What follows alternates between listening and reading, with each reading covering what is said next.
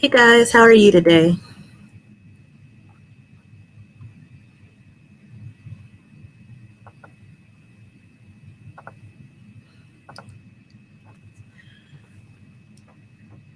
Good, glad to see that you're doing good. So, as I promised you guys last time we spoke, that I would be going live with you guys twice a week on Wednesdays and Fridays to do pretty much questions and answers for your IBO throughout the week as you're building it, and to just touch on some different topics that you may need assistance with. So, that's what we're doing today. We're only doing a 15-minute live. So if you have any questions, definitely let me know.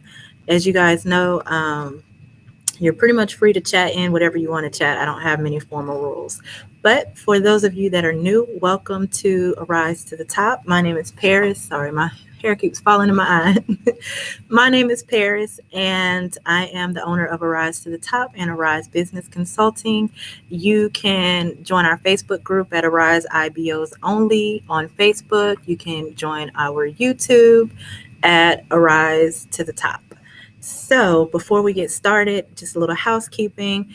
Anything that I mentioned in the video, the links are always posted below on the YouTube channel. So if you need the links to anything, it's always in the YouTube channel posted below the video, and it'll be posted on the Facebook video as well. So let's kick it off since we only have 15 minutes. You're still taking calls? No problem.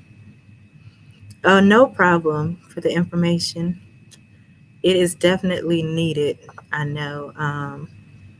So we are going to touch on the Arise IBO onboarding process. I know a lot of the newer IBOs wonder, what do you need to have document-wise and what you should be giving your agents, as well as just kind of what should the process be. So we are going to touch on that. And let me see, where did the rest of the slide go? Sorry about this, you guys.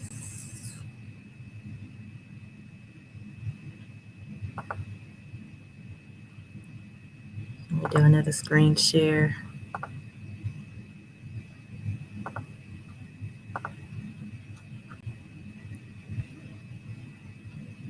All right, are you guys able to see my screen now?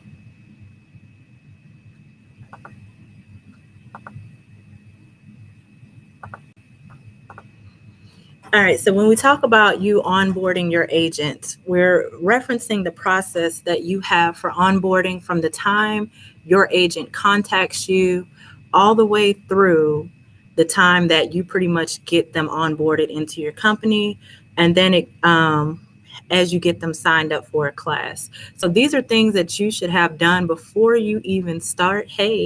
Before you start recruiting at all, you definitely need to have your onboarding process down.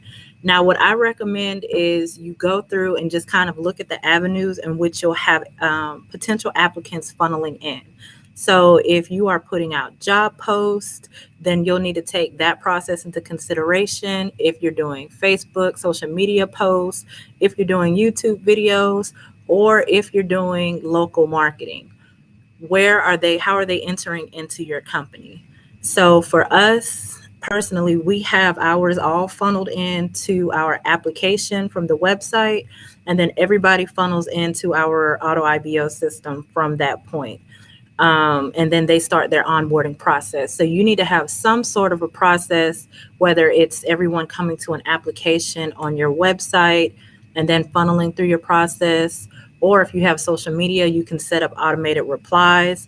But I definitely recommend you creating one source that you funnel everybody into, and then they go from there. So get that process down. Now, once you get them once they've applied for your company, what happens next? Do you have a live Zoom session? Do you have videos walking them through? Do you interview them? There's no right or wrong answer for this as an IBO. What I will say as an IBO, what you do when you first start, especially if you're doing like a lot of one-on-one information with them, you probably won't end up doing that as you grow. I started off doing individual interviews when I first started the IBO, and it was great, personal connection. But when you start having, 10, 20, 30 people coming through, you can't interview everyone. You're going to have to hire somebody out to do that, and it's not going to be worth the expense. So my recommendation is, if you're one that wants that personal touch, is to hold a session, a group session. You can do them twice a week, once a week, however you want to set them up, and get everybody in one, session then. Now, what you can do is, because everybody won't show up that signs up, you'll probably have maybe half the people show up, just record your sessions, and you can shoot the email to everybody who signed up for the sessions if you want to. That's one way. You can do an automated video process, which is what ours is now, where they're walked through the steps. They're given all the information and then walk through the steps and registration. And then after they're officially signed up with our company, we do hold sessions at that point. You can do that. Like I said, you can do one-on-one interviews if you just kind of want to get your feet wet while you're learning the process. But get that process down and which way you're doing that. So once you get them into the company, what documents do you need? These are the documents that you need. Let me get that for you. All right. So the documents that you must absolutely have, you need an ICA agreement, which you'll hear it's an independent contract agreement. That you do not want to have your IBO and not have that independent contractor agreement. Now, there's a few ways you can get this. We sell them in our exclusive document bundle. It's one of the documents that come in it. Carrie Cato, she sells contracts as well and SOWs, or you can create your own. If you go the route of creating your own, then you'll want to make sure that you have an attorney review it, just to make sure you have all the terms you need for them to be an independent contractor. Also, you'll want to have an SOW.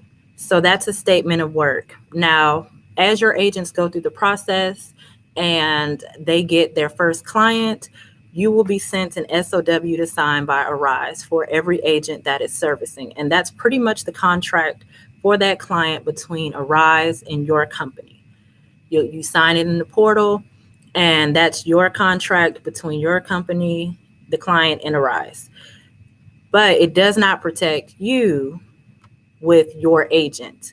So you'll need to have some sort of statement of work. Now, one step in being a contractor, one thing that is a must is that they're not having a consistently ongoing contract, which is why Arise renews their contracts the way they do, and most companies that have contractors do. So in order to stay within the realms of legality, you'll want to make sure that you're resending these SOWs to them to re-sign every time Arise is sending them to you. Okay, so you should never just have one SOW on file for the whole term that they're working with you. You need to have them renew their SOW when Arise has you re-sign. The independent contract agreements, we have those re-signed yearly. You need a W-9, and let me hop back and check these comments, you guys. Okay. You need a W-9. The W-9 you'll have on file. This should be sent and collected when you collect the pay information for your contractors. You need to keep these on file for tax time and in case that you're ever audited. The W-9 is pretty much getting their information, their social, their address, their name, all of that stuff, but keep them on file. You'll need a direct deposit form. Unless you're with someone like Square or someone that sends those direct deposits out to the agents themselves, then you'll have to collect their banking information. So make sure you have your direct deposit form available for that. Now, those are the documents that you really need to have as an IBO. These are documents that you should have.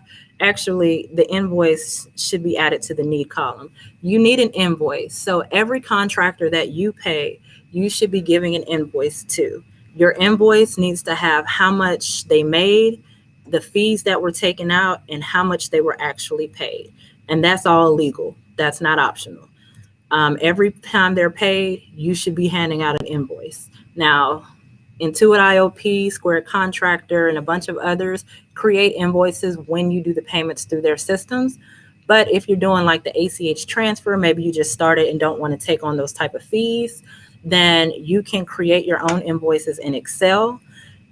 Michelle Black has invoices, and everybody I'm mentioning is in the Facebook group as well. Michelle Black sells them. She has really good ones that like calculate for you. You can make them yourselves in Microsoft Word and Excel. They will make them for you on Fiverr. If you pay them like $5 or $10, they'll create you your own invoices. But however you do it, make sure they're getting invoices, because if not, that's a serious violation.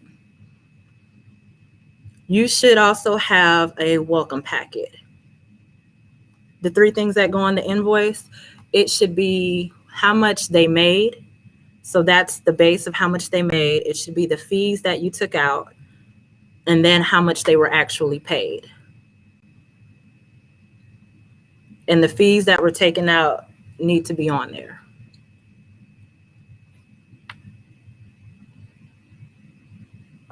If you had some taken out, depending, like if you pay them, say if your payment method is Arise pays you $12 an hour and you pay them $10 an hour, but you don't take out any fees outside of that, then you don't have to put on there, well, I deducted $2 an hour every time you got paid. You could just put there $10 an hour. When I'm talking about fees, I'm referencing the fees that, number one, Arise takes out. That fee needs to be on there, the $19.75. And then the fee, if you charge the flat fee or the percent or one of those. But if you just charge the hourly rate, yes, this will be on YouTube.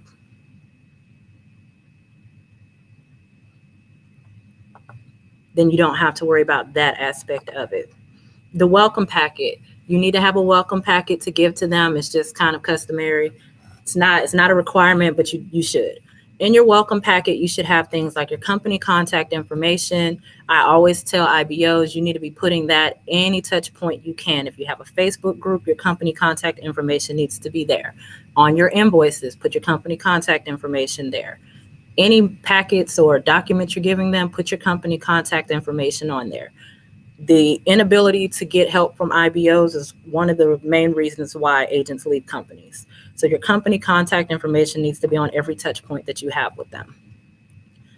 A pay calendar, letting them know when they get paid. You don't have to put a client pay list in there. We do. It eliminates them constantly asking how much do different clients pay. They'll have the whole pay list of everyone. Any company information that you have that you feel like they need to know, I would put 1099 information in there. That's another touch point. We make sure we are reiterating at every touch point the 1099 information. If you have any type of rules, like we let them know, we don't do employment verifications and stuff like that. That's in those welcome packets as well. If you have any perks that you offer, put that in the welcome packet. So those are the types of things that you should have in your welcome packet.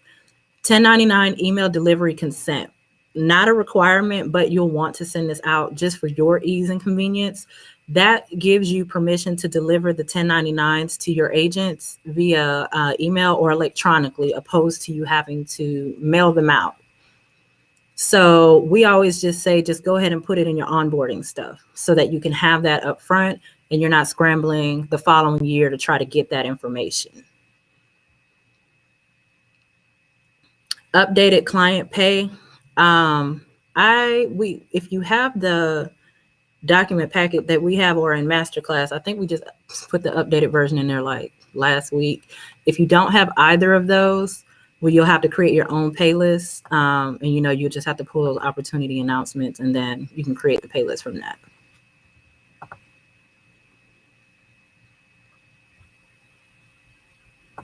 For each client. Where do you get a 1099 email delivery consent? So we created our own and just had our attorneys look over it. That's also in the document packet thing that we have bundle. But you can Google 1099 email delivery consent and go to images, and it'll literally pull up tons of different ones that different corporations have sent out. So I would definitely still have it looked over. If you have Legal Shield, just send it through, have it looked over by them. But that's the free way to do it. All right. And I'm over time, but we're almost done, so we'll get out of here. All right, documents that you should also have. I definitely recommend you create an agent registration step-by-step guide, which is pretty much a walkthrough of the registration process for the Arise portal. So as they're walking through, whether you're walking them through in a live session, and you can do that. I tell IBOs all the time, you can host sessions where the first half, and you can knock it out in 30 minutes. The first half of the session, you give them all the information about the opportunity that they're going to have. And then, 5 minutes of questions. So you spend 10 minutes talking to them, 5 minutes of questions. And then for those who want to proceed, spend the last 15 minutes walking them through the actual sign up so that you have them signed up live right then and there. You don't have to worry about losing them. But either way, you'll want to have that agent registration step-by-step guide so that they have a point, something to look at to help them walk through the process. And then it can have your IBID information in it and that sort of thing. Where can you get that from? There's a few different places. Again, you can create your own by going through the step-by-step process yourself, taking screenshots of the pages that as you're going through them, and paste your screenshots onto a Microsoft Word document, underline and highlight the important parts, and bam, you have a step-by-step guide that you created for free.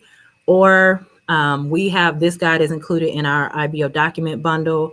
Michelle Black sells them as well. So there's a few different ways that you can get that step-by-step guide or create it yourself. Onboarding packet is optional. It could be similar to the welcome packet. We have an onboarding packet ourselves. It pretty much reiterates everything in the welcome packet, except it's on a different presentation. It just looks different. Same information, looks different. And then I think in there, we might add a little bit more information about the clients. Affidavit of identification. That's something that Arise will provide because they will request that from your agent. I always just say have a copy on hand, but it's not a requirement. But it's something that you do need to know about because your agents will have to submit that. All right, moving forward. Any questions about the documents that you should have? Yes, this will be posted on to YouTube, and the live will probably be in the Facebook group as well. I'm not deleting it, so. All right. Moving along, and we are about to hop out. If you have any questions, you can always ask in the Facebook group. You can put comments in the YouTube videos. I'm pretty responsive to questions about documents. Like I said, any links and names I'll have below the video. We do have a few events coming up for those of you that are new IBOs and our veteran ones. We do have our IBO in-person seminar. That'll be in Orlando, Florida from July 23rd through the 25th. It's a 3-day event. I'm super excited. It's the first live IBO successful seminar event this year. And we'll be talking about all kinds of things from building your IBO to crypto and investing and marketing. We'll have a mixer, pretty much networking, relaxing, and learning. So we have one more slot left for that. If you're interested in it, the link will be below. I said I've capped it at 15 people. We are still, going through COVID, so I didn't want a large crowd. So we do have one more slot left for that. We also have on July the 1st, we're starting our 30-day IBO, Get Your IBO-ish Together challenge. That is virtual, so you can sign up for that. And for 30 days, it's mind, body, and business. We'll be working out in the mornings. We'll be going over IBO stuff. You'll have a self-paced course with a checklist and steps to get your IBO built and where it needs to be so that you can recruit in these 30 days. So that will lead up to the seminar. So you guys, July is a big month. Get your stuff together with your IBO. Definitely join us in one of these, join our Facebook group, but we are getting it together in July. So make sure you're getting it together too. Have a great week. We will be back on Friday. I'll just be doing strictly Q&A. So any IBO questions you have when I go live Friday, you can ask then, just kind of winding down the week. And after that, I'll see y'all next Wednesday on live. Do you have any other questions? Let's see. Is it difficult getting clients now with the, I don't think it is personally. It's going to depend on who you're marketing to. There are an increasing amount of online jobs, but we have to also remember that a lot of these companies are trying to get their people to come back into work. So it won't be like this forever. The biggest thing that I see IBOs facing is they're saying that a lot of people won't sign up because this is, no benefits, opposed to some of the jobs that offer benefits and those sorts of things. And what I usually tell those IBOs is that you're in the wrong market. You're marketing to the wrong people. You won't convince somebody that wants a W-2 benefit job to come here. So there's no need in trying to convince them. Just go into the market that wants you. No problem. Any other questions tonight?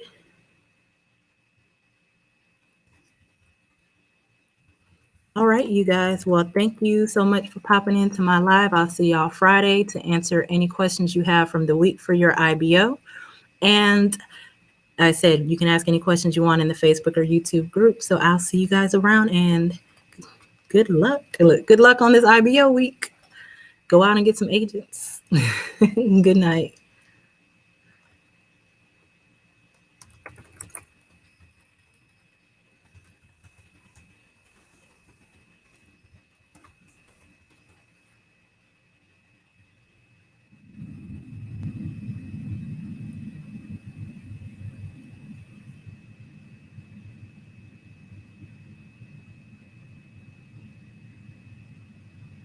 Thank you. Good night.